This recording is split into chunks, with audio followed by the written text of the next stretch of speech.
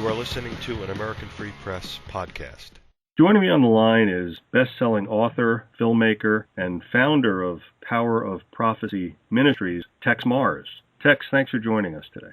Hey, great to be with you. Texe, we spoke just recently, and that was the first time we had an interview together, and I mentioned to you during that interview that I, of course, subscribe to your monthly newsletter, and the October 2013 edition has something really powerful in there that you wrote, Will America Survive Until 2025? And I want to get to that in great detail in a moment, but before we do, for the benefit of the listeners, can you give them a little bit of background about who you are? Well, I was in the Air Force for over 20 years, retired as an officer, and then founded a publishing company and a high-tech consulting company called Tech Trends. And then my wife, Wanda, and I, we eventually founded Power of Prophecy Ministries, a Christian ministry. Let's see, Dave, we've been doing that for 27 years now. And I'm author of a number of books. I think 46 is the most recent count. We don't really keep count, but probably 25 or 30 documentary films, which are now offered. So really, we're patriotic, of course. We're nationalists. We're Americans. So we're not Republican or Democrat, but we look to improve America. We're just Americans. That's what I've been doing. And that's really the reason for this article, Will America Survive Until 2025? I don't believe it's going to survive. I think there are signs of decay, really of even an explosion. We could call it an implosion because it's going to come from within, but we're going to have an implosion in this country. And it seems to be that the powers that be want this implosion. They want to rush in, as happened in the Soviet Union and Russia, in 1917, and take control. So I believe we're going to have a horrible flare-up of terror in this country very, very soon. We already see the outlines of it. They're not dim outlines at all. Every day the news, it's a cascade of events that point to this great coming implosion. It's one thing where you read something and you say, you know what, I felt this too, and I'm right. And there's another when that happens and you don't want to be right. And this is, of course, one of those cases. And I just want to read the intro to this wonderful piece that you wrote. Signs tell us an implosion is ahead. Will America survive until 2025? In 1972, I penned an article entitled, Will the Soviet Union Survive Until 1984? My conclusion, it would not. The experts disagreed with me. In the 1980s, the Soviet Union fell. The repercussions of that collapse are still being felt today. Now I apply the same analysis to the USA, asking the question, will America survive until 2025? My startling answer, no, it will not. The signs are everywhere, economic confusion and chaos, U.S. military forces and gulags murdering and torturing thousands across the globe, a runaway international intelligence network, bloody, thuggish, crazed blacks terrorizing whites everywhere, TV and media networks under the thumb of government censors, drug laws openly violated, prisons bursting at the seams, the border with Mexico an open sieve, sexually depraved youth doing outrageous things, taxes exploding upward, out-of-control welfare system, property rights under attack, the Bill of Rights viewed as an out-of-date, dead, white man's law, and finally, Christianity bent so far out of sync it has become a national laughingstock. That's a lot of examples, and again, sadly, they're all right, and they're all right in front of our faces. The piece here is broken down into a couple of sections. The first one, political parties are dysfunctional. Second, black race war on whites encouraged by Obama. 3, black attorney general uses powers to attack innocent whites. 4, an economic mess. 5, sexual explosion. 6, Big Brother is watching us. And finally, the death chase. If one of the listeners hears that and they go, wow, that's pretty bold writing like that, I guess you have to be around this truth movement for a little while before you begin to realize that those statements are not bold at all, that they're 100% accurate, and it's just that Texe is bold to write them in the matter-of-fact way that he's doing, because there is no other way to jump aside addressing these ugly issues. And Texe, if you would now, can you go through each of those parts that I just read with the first one, political parties are dysfunctional, and explain each one, the evidence to support what you're writing? The evidence for the fact that we cannot trust as Americans either of the political parties, it is so clear that, it almost doesn't have to be described. But what we've seen in this recent shutdown of course, which is a charade. The reasons for it, the end result, of course, was already drawn up in advance, and we know that the House Speaker, Boehner, and Eric Cantor, the House Majority Leader, basically already had what they wanted up front, and so did Obama, and they did this just as a charade to the people.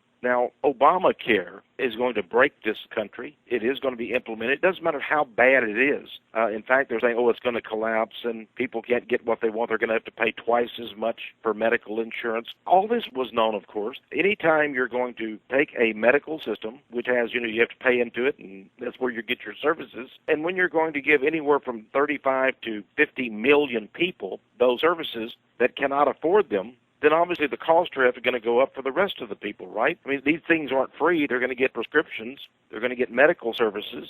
They're not free. They cost money. So for those 35 to 65 probably million people, we're going to have to pay for them. That's the Americans who do work. We're going to have to pay more to accommodate all of those who are paying nothing. So what we see then is just a laughing stock. Now, Obamacare, Boehner, they've been having these sessions, but as it turns out, they really haven't been discussing Obamacare at all. Obamacare is a done deal, they say, and so we're going to get it no matter what. It doesn't matter that 70, 80% of Americans don't want it.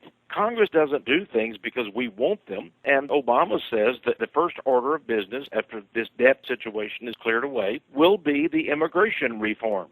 Now, again, probably 70 to 80% of Americans don't want immigration reform. We want it enforced. We want the deportations to begin. We want our country back. But they don't care. Again, they're going to give us what they have intended. The Republicans say, of course, they voted over 40 times to defund or repeal Obamacare. But every time they knew that they were just making a record, they want to go back to their districts and say, I voted to defund Obamacare. But really, it's a done deal. Now, I want you to understand something. Right now, it's in a state of collapse, but they're still going to pour money after money into it. They tell us that $634 billion was spent for the websites for this. That's an incredible amount of money. Unbelievable. It is unbelievable. I wanted to ask you, besides Obamacare, you open up the section here, political parties are dysfunctional, which, everybody could see that that's the case, but here you say, there is today no such thing as two political parties, and you already said that. The Republicans in Congress are dead meat and will do whatever Obama and the Jewish lobby tell them. Immigration is not enforced, and Mexicans come across the border at will to soak up billions of dollars of free American government welfare. What about the Israeli lobby or the Jewish lobby? I think those two can be, do you feel that those two words can be interchanged? Oh, sure, they can be interchanged because Israel is Jews, and the Jews are Judaism, and Judaism is Zionism, and it goes on and on. So really there's a mixture, a combination there. But the Jewish lobby organizations, AIPAC, ADL, the others, have made it quite plain that they want to end American sovereignty, and they want to do it by opening our borders to the Mexicans, but also the Pakistanis, the Chinese, and all the other foreigners as well. Now, it's interesting that they believe in a pure Jewish nation of Israel, and they don't open their borders to anybody but Jews. But in America, they want it all opened, and we see now that what we have that has been introduced is a perpetual amnesty immigration act. In other words, this will be the final immigration act. It will be the greatest of all time because it will give a perpetual amnesty to all who apply for it. So this is what we've got. We've got perpetual amnesty, and, all of the Republicans, of course, are going to be for this. There will be a few holdouts, but they'll be totally shut up, just as they were in Obamacare. That's interesting, by the way. Obamacare, it was planned from the beginning that the IRS would enforce it. They didn't tell Americans this, and they had hundreds and hundreds of meetings with the IRS at the White House. It recently came out that one of the women IRS agents who was in charge of this program has visited the White House in the last 2 years 155 times. She wasn't there talking about Barack and Michelle's 1040. She was talking about how to implement this horrible program and to enforce it by penalizing everybody through the IRS. 155 times she's visited the White House in order to get all the regulations together. And the regulations, this is going to be the longest law. I think it's well over 2,000 pages. The longest law that we've got in the books. And, of course, it won't work. They don't care whether it works or not. They want it for control of people. Now, the Democrats and Republicans are for this. Keep in mind the House of Representatives is now made up mainly of Republicans. They can kill this bill. They can kill Obamacare simply by not doing anything about it. They're the ones that control the money. They're the ones that tell how we're going to spend our money, or if we do not spend it at all. All they have to do is say, we're not going to approve the money for this bill. Right. The bill is dead, but they're going to approve the money. They approved all of this money for this website. I want people to understand that. Millions and millions of dollars went into this website. It was built up by the IRS, and we Americans didn't even know that it was being built up, and they're hiring thousands of new agents. The Obamacare people are hiring thousands of agents for these also. They're called navigators, and we didn't know it. They're making up to $48 an hour. $48 an hour. That's a pretty good job, nowadays.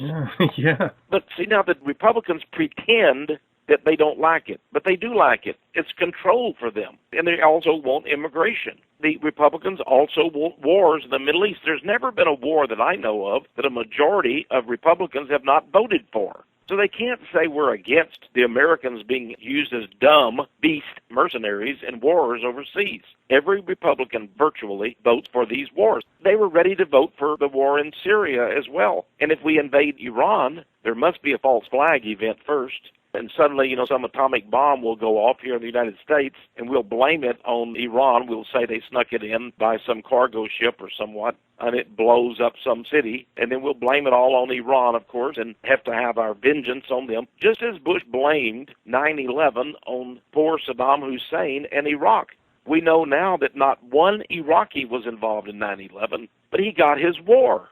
Now, people have to understand why these wars are being fought. For example, the war in Iraq was fought for the oil. Why the oil? Well, the oil, it goes to Red China. Rothschild and Israel control the oil in Iraq. They are selling it to the Chinese National Oil Company for, get this now, $2 a barrel. That's all China pays for all of Iraq's oil. Iraq is one of the world's largest oil producers. So China, suddenly, its economy is booming because of this oil. China National Oil Company is now the second largest oil company in the world. 10 years ago, it wasn't in the top 25. Now it's number 2 in the world, and very soon it will be larger than Exxon, larger than Chevron, larger than Mobil. That's the Chinese National Oil Company. Right. Now think of this. Right now, oil is selling on the world's markets at over $100 a barrel. They're buying it. China is buying it from Iraq, which we arranged. Now, why would we arrange for China to buy oil at $2 a barrel from Iraq and refine it and sell it to the rest of the world at $100?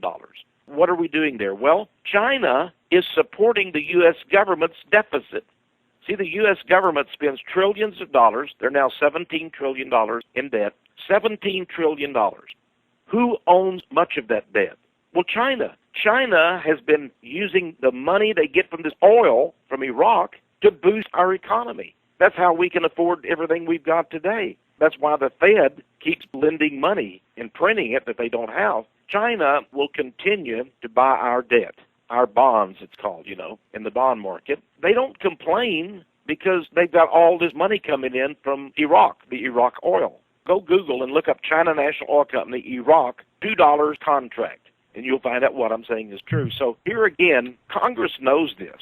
I mean, Mr. Boehner and Mr. Cantor, as well as Senator Reid and Senator McConnell in the Senate, Republicans and Democrats know that the United States has made it possible for China to buy the United States debt. This is the reason. We have a big deficit, but it's being financed with red Chinese money. To a smaller extent, Japanese, but mostly red Chinese money. So these are the kind of things that are occurring that people don't really understand what's going on in the world. Red China will not pull out of the United States unless we want them to, unless we want a bankrupt United States, and that's a possibility. I don't think one American that I've ever talked to knows that red China is getting all of Iraq's oil for $2 a barrel. That's huge. I did Google it when you said to Google it, and I do see that $2 a barrel. Yeah, it's there, and when you started to explain this, I started to think like big picture thinking, versus... Exactly, Dave. Right. So in other words, they went into Iraq to use it as kind of like an economic tool to control China. were to keep the game going, or? Well, that's one thing, not to control China, but to keep spending the money that they're spending now. They had to have a way to finance it.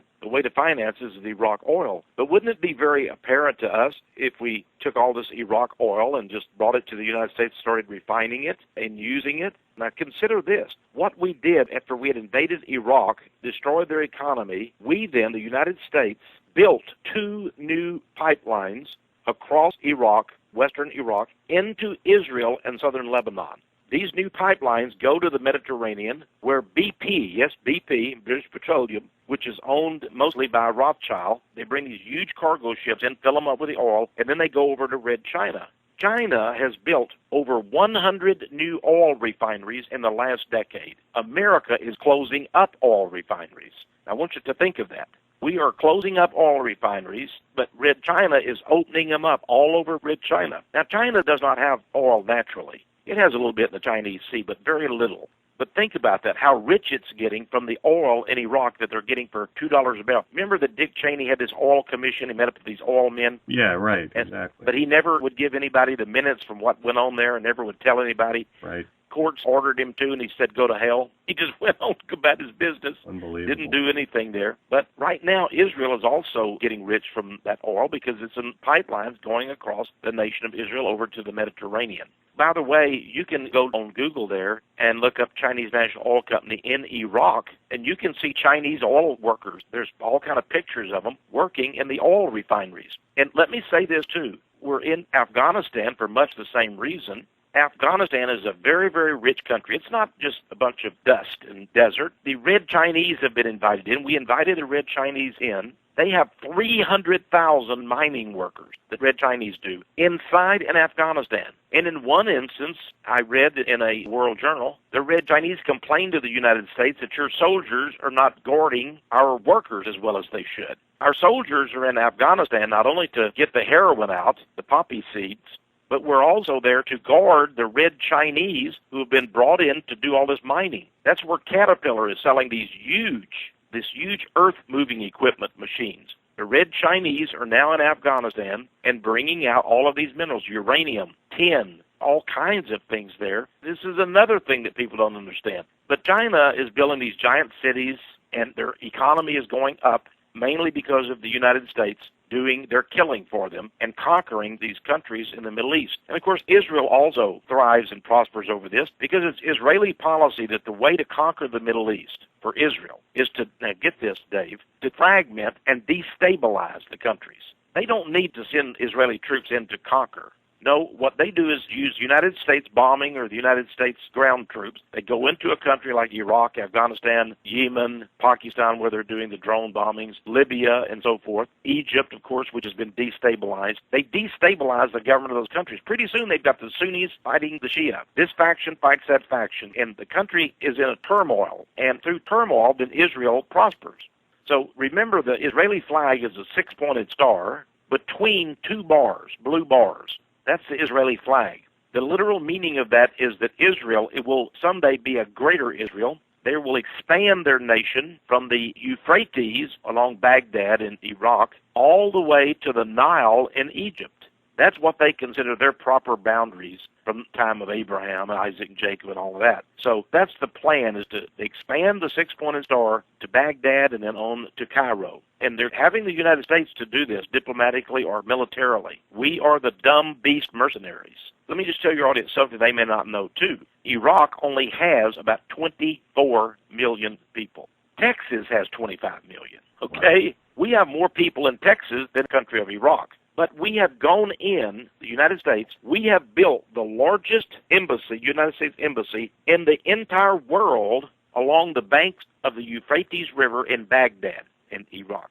I want you to think about that. In the world. The largest in the world. It's only a country of 24 million. Russia has, 150 million people? Brazil has how many? I don't know, probably 100 million at least. Argentina has 80 million people. But the largest embassy in the world is in Baghdad. We built it. It cost billions of dollars. You can see a picture of it. It's gigantic. Why would they do that? Well, they're doing it because that's going to be the commercial center of the Middle East. The United States and Israel are both in that embassy. It's a combined United States-Israeli embassy. And the Israelis are putting all of their commercial people to control all of the oil from the Middle East. The Israelis are controlling all of this. You would think, in a country like, let's say, Uruguay or Ireland, even Italy, probably the embassy is just, one big building. But there it's building after building after building in a giant compound. And it was built right after we conquered Iraq and we had Saddam Hussein hung by the neck.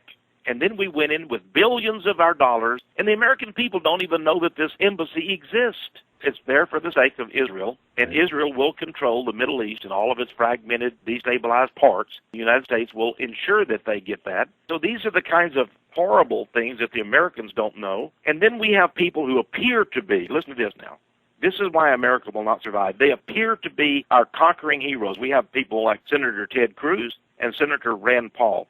And many people say, well, the next election will go for those guys. They'll change things. They'll make it different. Yeah. Let me explain. You see, on this newsletter, I have a picture of Senator Rand Paul on the page 1. Where is he at? He's at the Wailing Wall in Jerusalem. He's got a little Jewish yarmulke on his head. He has just put his voodoo, list of prayer in the crack. Right. Now, God does not require us to go all the way to Jerusalem, go to the Wailing Wall, it's called, which is not even part of the temple, but they claim it is anyway, and write our prayers down and stick them in a crack there. Seems kind of ridiculous. It is ridiculous. It's voodoo for real Christians. But Rand Paul was asked about the Jews. Listen to what he said. He said he speaks to an official of the Jewish lobby each and every day. Wow. Not a day goes by that he does not speak to some representative of the Jewish lobby. Now, if I were a senator, I wouldn't want to admit that. But now, let's go to Senator Ted Cruz. The guy seems like he took the bull by the horn and he's trying to stop Obamacare, and you say, oh, wonderful. Well, he's controlled by the Jews, too. How do I know this? Let me explain this. Senator Ted Cruz, when he was elected, my senator from Texas, within 30 days of winning election, he flew on a private aircraft. Now, this is something I doubt if your audience knows, Dave. He flew, that's Senator Ted Cruz, on a private aircraft with Senator Mike McConnell, the Republican leader in Congress. Why would Mike McConnell take Ted Cruz with him on this trip? In a private aircraft, they flew to Tel Aviv and Jerusalem. There they met with Israeli officials. And Ted Cruz also was taken to the Wailing Wall to place his little prayer and wear his yarmulke cap on his head, which is called the skull cap. And by the way, he came back to the United States, and then they wanted to audition him again. He flew a second time with Mike McConnell. Traitors. There are traitors. Why would he go to Israel? I mean, Israel only has 7 million people, a tiny, tiny population. Egypt has 80 million people. Why didn't he fly to Cairo? I mean, why Israel? It's because the billionaire Jews who control the world are there. Right. And Ted Cruz went to meet them. Governor Sarah Palin, she did the same thing before she was chosen as vice president. She had to go to Israel and win approval. And the big-wig Jews here in America took her on an aircraft, took her over there. She won their approval, and she came back to the United States. And then, quote-unquote, Senator McCain, who had never met her in his life, chose her as his vice presidential nominee. It's disgusting. I know that in my state of New Jersey, the governor here, Chris Christie, the first overseas trip he made was to Israel. You're right, 7 million people. Why don't you take care of the residents in your state? Who gives a damn about Israel? And when he came back from that trip, the favorable press attention to him exploded. Some poll came out recently and said he's one of the top candidates for the Republican nomination.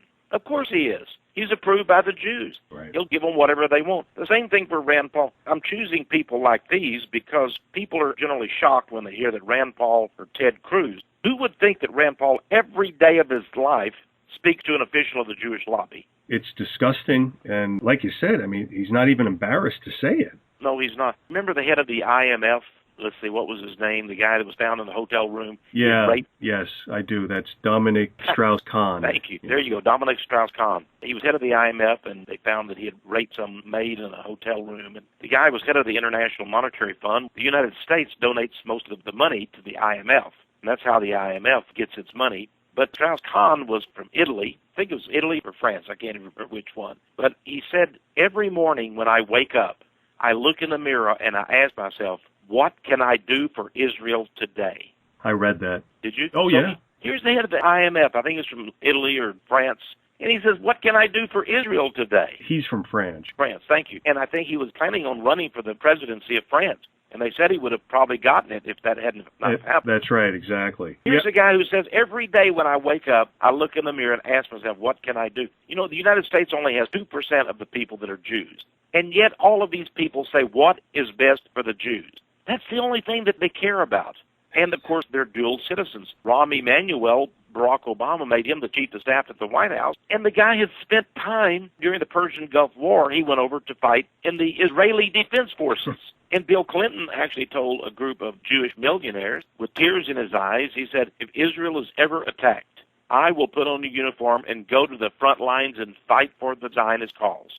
Yeah, I remember. Really? He was a draft dodger. He wouldn't fight for America, but he'd go to Israel and fight for the cause of the Jews? I mean, you would hope that some of these politicians know that what they're saying, hopefully they know that how horrible it sounds, and you would think that hopefully now, I'm saying hopefully, many of them are saying publicly what they're saying, but privately they're going, I really don't like these Jews. I mean, they're just nasty, they're nasty people, and they make us do nasty things. I'm surprised more politicians haven't come out and just said, enough's enough with these people. I mean, they want everything, they're constantly moaning and groaning, only they can suffer. They violate everything in the United States, but somehow, and when I saw that picture of Rand Paul, I had a reaction. This was the guy that everybody was talking about, that he was going to be the America First guy, and he's got, like you said, he's got a yarmulke on, he's got his hand up on the wall, and he's got his eyes closed. Absolutely, and there's meanings to that cap, by the way. It is a skull cap, and the Jews have a Sukkot, a festival, in which they actually talk to the dead. And the skull cap is one of the signs of the dead that they communicate with. I didn't know that. So, yeah, and they also believe that they will not be attacked by the evil spirits if they wear that cap. You know, the whole Jewish religion is one big piece of sorcery. Of course, they do not believe in the Old Testament at all. They have their own book, which is the Talmud. But will America survive until 2025? All of our rights have been taken away. The judges, the appointments by Clinton, by Bush. Well, let me just give you an example. George Bush appointed John Roberts as the Chief Justice. Now, all of the Christians in the United States applauded. They said, oh, thank God, he must be a Christian. Now, I knew about John Roberts. He is absolutely a gay man, okay? He is a gay man. He married just to have a woman, and he doesn't have children. He adopted those children. In fact, he wanted those children because he was planned for him to go up in the court system, and they bent the rules and allowed him to adopt them. So he adopted those children. They're not his children. And let me just tell you, he is the guy who fought the Texas law on sodomy for the gays. He took the case and fought all the way to the Supreme Court on behalf of the gays, and he did it for no money at all. He said he believed in the cause of homosexuals, and he fought in court for them. He won the case. That's when everyone said, well, now we're going to get everything. We're going to get gays in the military. We're going to get gay marriage, et cetera, et cetera. So what does that tell you about the guy? I knew he was a homosexual. And George W. Bush and his second man there, Karl Rove. Karl Rove is also a flaming homosexual. And it's rumored that George W. Bush was as well. You remember Jeff Gannon, the milk carton boy? The worst part of that John Roberts story, and I didn't know about that, the worst part is using these children, disrupting their lives and bringing them into a false situation that they may find out about or they already know about. I don't even know how old they are, but it's just horrible to use people like that, to use their lives and to do the nasty things that this government and these other governments around the world do. I mean, claiming to be good people, and all they do is massacre innocent children and women and men. Absolutely. John Roberts is a member of a secretive Vatican group called the Knights of Malta. And no sooner had he twisted and contorted to make it possible for Obamacare to become the law of the land in a 5-4 decision, he was the winning vote. Then he flew off to the Knights of Malta and have pictures of him getting off his aircraft and going into their secret meeting place. And I think they just had a big homosexual orgy there is what they had. He appears to be a conservative, but he will do whatever it takes for the elite. And one of the things was to promote Obamacare. So here's the whole situation. We have these people. For example, George Bush Sr. gave us David Souter. David Souter has turned out to be for abortion. He's for every vile thing that goes through the Supreme Court. But he was put there by a supposedly conservative Republican president. And this is how we know these people are not conservatives at all. Right. They're not. Perhaps you would want to let the listeners know about the event that's happening, because you're going to be co-hosting that. Well, one thing, Dave, is we have a wonderful free speech conference. It's jointly sponsored by the American Free Press and my own organization, Power of Prophecy Ministries. It's going to be here in Austin, Texas. It's going to be on Veterans Day. that weekend, November 8th weekend, and we really want as many veterans to come as possible. But hey, as long as you're an American and a patriot, come on. But we are going to honor the veterans there. We'd like people to come out, and we're going to honor free speech. We have 6 great speakers. I'm the least, I suppose, on the list. Some wonderful speakers. But Yeah. folks will come out. Now, to register for this, you need to call Julia, and maybe I can give her phone number. Sure, that'd be great. It's 202-544-5977. 202-544-5977. She'll tell you about the hotel, and she's got some rooms reserved, and it's going to be a great conference. You know, it's a wonderful thing to honor free speech and to practice it on Veterans Day. And that's what we're going to do. So as many people as can come to this free speech conference, we want them to come. Yeah, that sounds great. And I'll be there, of course. This is the AFP Free Speech Conference, co-hosted by Texe Marrs and Power of Prophecy Ministries. And as Tex mentioned, a lot of folks there. Phil Turney, Bishop Richard Williamson, Mark Dankoff, of course, Tex, Deanna Spingola, and Paul Tepetti, and a bunch of other folks from American Free Press will be there. Call Julia, register, and we'd love to see you. And like Tex said, Free Speech Conference right there on Veterans Day weekend. You can't beat it. And it's in Texas. If you've never been there, it's a great state. I was there in the 80s, had a lot of fun there. They're great people. Texe Marrs, thanks again so much for explaining all this to the listeners, and looking forward to talking to you hopefully next week, and where we could pick up, or this week, on the next part of this newsletter, Will America Survive Until 2025? Black Race War on Whites Encouraged by Obama, and Black Attorney General uses powers to attack innocent whites. Maybe we can combine those two and discuss that for an hour. Okay, we'll do it. Those are very important topics. I know. And be glad to. Hey, God bless you and your audience, Dave. Thank you, Tex. Great talking to you. Bye-bye.